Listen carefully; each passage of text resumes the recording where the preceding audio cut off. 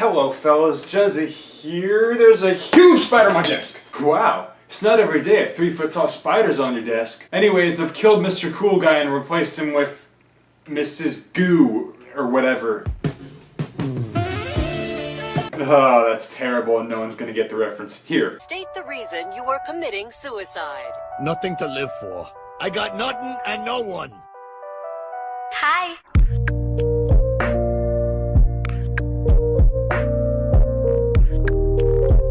Sorry that you had to see that. Continuing on with Brocktober, we've got Brockhampton's first major album release, Saturation, the first of a trilogy released in June 2017. This is obviously the group's first major statement, and I'd say it's a very successful debut album that really introduces the group to a larger audience. Up to this point, with vocalists alone, we've got Kevin Abstract, Dom McLennan, Merlin Wood, Russell Joba Boring, Matt Champion, Amir Van, and Barefaced, a singer that they use very occasionally.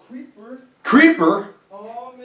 And again, that's just the vocalists. Brockhampton has defined themselves as a very inclusive group, and they include their producers, their web designers, their photographers. Anyone who helps out in some way, shape, or form is a part of the family. And I really appreciate that because a lot of times producers just don't get the credit that they're due. I'd like to give a special shout out to one of their main producers, Romil. If the group were to somehow lose him, I'd have serious doubts about their future, because this guy's the real deal. Almost half the reason why Brockhampton is so sonically pleasing is because of this dude's production. What can I say? He's going places.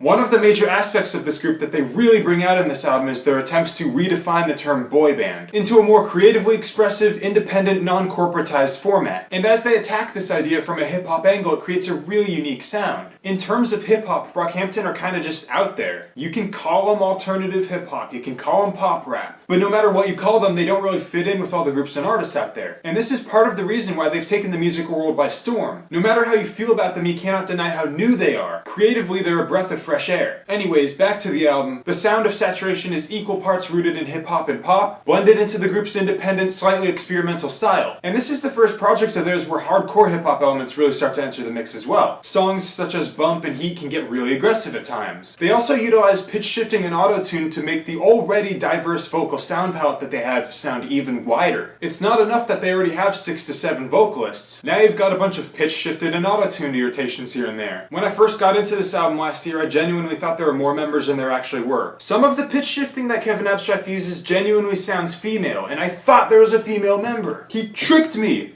Again! You troll! One thing I really like about this album is the way it sounds like how it was made. The way the group lived is directly reflected in the lyrics and the sound. It successfully comes off as an album that was made by a ragtag team of friends that for the most part bunk together. That ramen and sleeping on the couch sound. This album, Saturation, overall is a very self-positive album thematically. A lot of songs, a lot of lyrics deal with these themes of self-love, making the best of your situation. At times I can admit it's the most touching album of the trilogy. Though I feel like for every good self-positive song on this album, there's also a clunker as well. The softer side of this album is just pretty hit and miss for me. The album's highs are just as high as on the other 2 Saturation albums, but I feel like this one's also got some lows that are just unique to itself. The good definitely outweighs the bad, but it still renders it as my least favorite of the 3. And usually when I come back to this album, it's only for specific songs, not the whole thing. Saturation starts extremely strong with this back-to-back onslaught of some of the group's best songs. Heat starts everything off very aggressive and noisy. It's one of their most aggressive songs overall and really introduces Joba as the wild card of the group. It's a very strong opener and it immediately grabs the listener's attention, and this just leads right into Gold, one of their catchiest songs. It's got universal appeal. Gold is one of those songs that you just immediately fall in love with. The ultimate success of Gold is that it combines the self-positivity themes with the coolness and the flashiness of a lot of their best singles. Like, you don't need to be overly emotional to be positive about yourself. You can still make a banger out of it. Most of Star's appeal comes from the celebrity-centric vocal performance. The song is stuffed to the brim with countless references to famous people, and it's a good, successful example of a song where all the rappers come together and stick to this same theme. Songs like this really highlight how even though there's a bunch of members in this group, they never really get in each other's way. They know how to work together in these songs and make it feel like they belong together. At no point do they feel fractured. They work together to create this cohesive experience. Boys used to be a song I generally didn't care for, but it's grown on me, and I really love Merlin's second hook. Generally though, Boys kind of starts the album down a different path, and and from here on out the songs start to get more soft and introspective. Then you've got Tupac, which is kind of too short to stand out in any meaningful way. It's there, but I don't really feel like it needed to be there. Then you've got Fake, which is another personal favorite of mine. I'm not that into the overuse of pitch shifting on this song, but I think it really works as a pop song. I love this general sound, I absolutely love it. The hook is so good, and something about the instrumental once again reminds me of early 000s pop. Actually, not even early, maybe later 000s and even early this decade. I mean,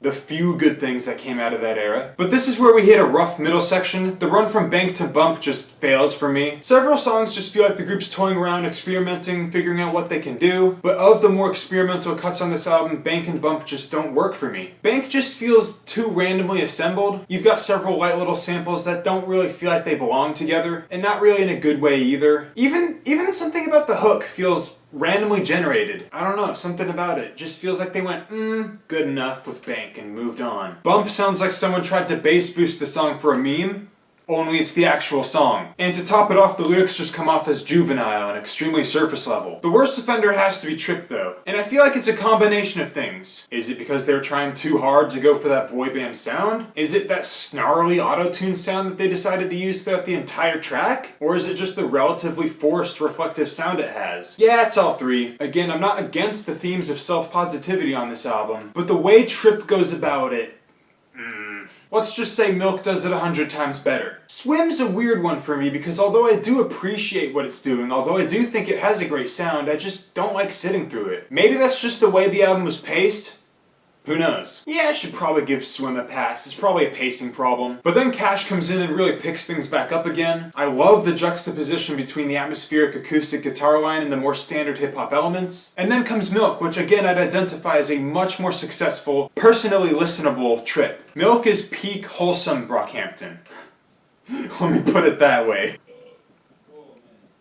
He burped. Face has a lot of similar success. It's soft, comforting, and relaxing in a way that a lot of hip-hop isn't. This song really highlights how great of a singer Joba is. Pacing-wise, these last few tracks really make the album feel like it comes together at the end again. If Milk was the climax, Face is the falling action, and then you got Waste, the resolution. Waste closes the album out with a surprisingly effective tearjerker of an ending. This song was recorded and sung by Bareface, who immediately presents himself as the group's secret weapon. This is going to be a common theme among all of the Saturation albums. All three end with an emotional ballad from Bareface. I adore the continuity between these three albums because on my first listen to Saturation 3, I was like, oh boy, here it comes. Here comes the Bareface song, let's do it! But yeah, overall I'd say this album gives them a good start, though I definitely prefer all the releases to come after. If Saturation's so good, why didn't they make a sequel? Oh wait, they did. Tune in next time for the sequel. That was a really terrible joke, kiss me. I have a Discord, it's pretty funny.